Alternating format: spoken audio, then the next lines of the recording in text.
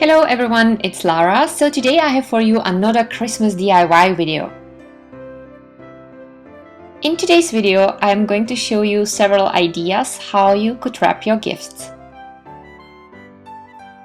The idea behind everything I'm going to show you today is to be a little bit more original than just buying a regular Christmas paper or Christmas boxes. Everything is going to be quite easy and mostly very inexpensive. Let's start with an idea for wrapping your Christmas boxes. This year I have decided I'm going to wrap my presents in a simple, inexpensive brown wrapping paper. In order to make it prettier, I used first a ribbon. It's a satin ribbon. I cut the end in a V shape and burned it a little bit with a lighter so that the ends won't frazzle, and made a simple knot. Then I simply glued on the top of the box several star-shaped rhinestones.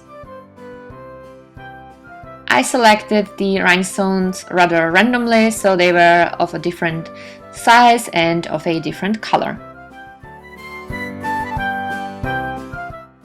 I left a space on the bottom of the box so that I could write the name of the person for whom the present is going to be. You can always use some fancy pen just like I did, or just a regular marker. So, and that was it. This is our first box. So let's start with the second one. For the second one, I took white, green and red feathers because these are the colors that remind me of Christmas the most, and I glued them in a random order on the top of the box. Then I glued a rather bigger star-shaped rhinestone in the middle of the feathers, and I added one more feather because the one side looked rather empty. Here you can again write the name on the front right corner of the person for whom the present is going to be.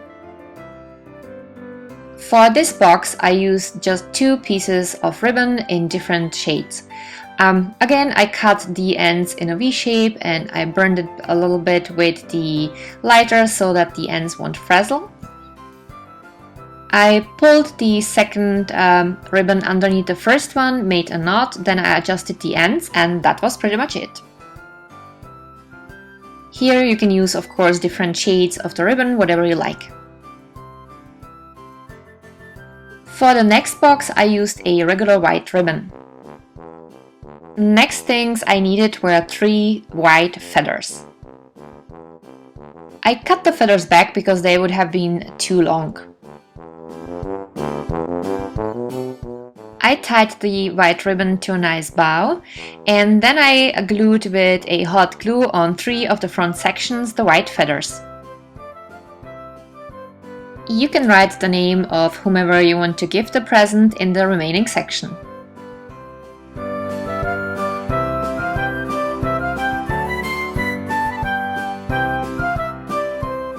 For the last box I needed several twigs in order to create the Christmas tree. The twigs are from our hedges from our yard. So when I started at the bottom where I glued on first 4 pieces as the bottom of the Christmas tree. Then I glued on the rest of the twigs pairwise.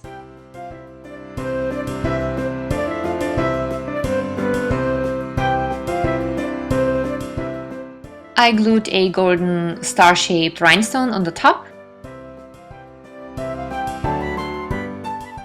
Then I added a red ribbon, and as a last step I removed all the strings that come from the hot glue. I think that the Christmas tree looks actually great as it is, but if you want to make it a little bit fancier, you can always take some round-shaped rhinestones and glue them on the Christmas tree as Christmas ornaments with some more hot glue.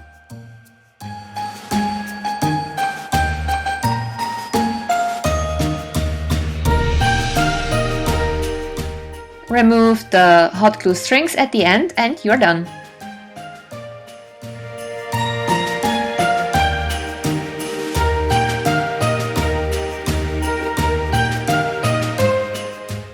If you are planning to give to one person more smaller things, you can always use, instead of a wrapping, a flower pot.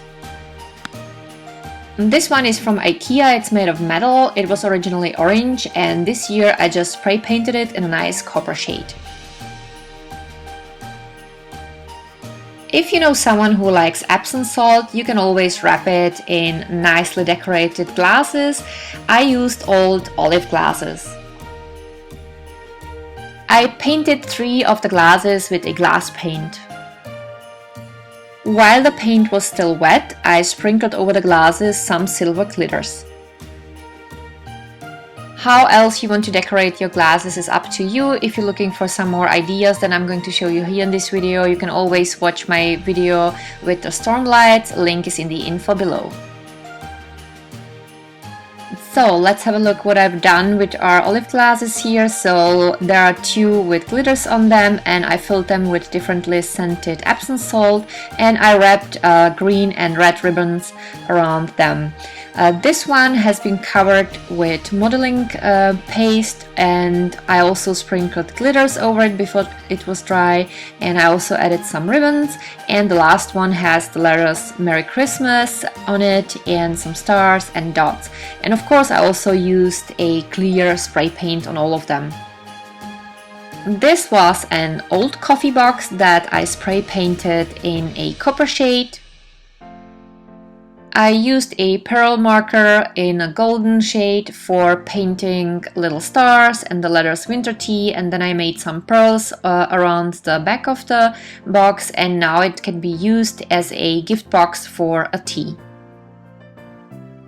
The last wrapping idea can be used for something really small, like a jewelry, a ring, or whatever is just very tiny. I took an acrylic ball and glued in 3 different shades of feathers. Then I glued on the top dark blue, turquoise, and clear star-shaped rhinestones. This time I decided not to use the hot glue because some of the stones were really small, so I used a gel glue, but you can always use a super glue. If you leave an empty space, you would be able also to write the name of the person for whom the present is going to be. So for example, mine is for my mom, so I have written the words "for mom" in Czech. And then you can also always sprinkle some glitters over the paint before it dries. Once the paint is dry, you can place your present in it. Since it is an actual Christmas ornament, you can always hang it on the Christmas tree instead of putting it below with the other presents. It is definitely going to be a lovely surprise for the person, for whomever the gift is, finding that there is an ornament with her or his name on it, and that there is even something inside.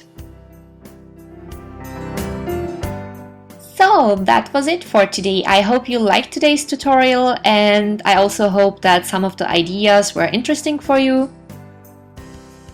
If that was the case, I would be, of course, as usual, happy if you left a comment or a thumb up.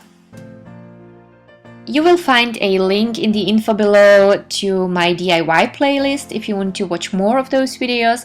And if you didn't subscribe to my channel, I would be happy if you did so, if you want to. And you can also always visit me on Facebook, Instagram, or on my webpage. Links are also in the info below. Thank you so much for watching. It's always a pleasure meeting you guys here, and I hope we are going to see each other soon with the next video. Bye!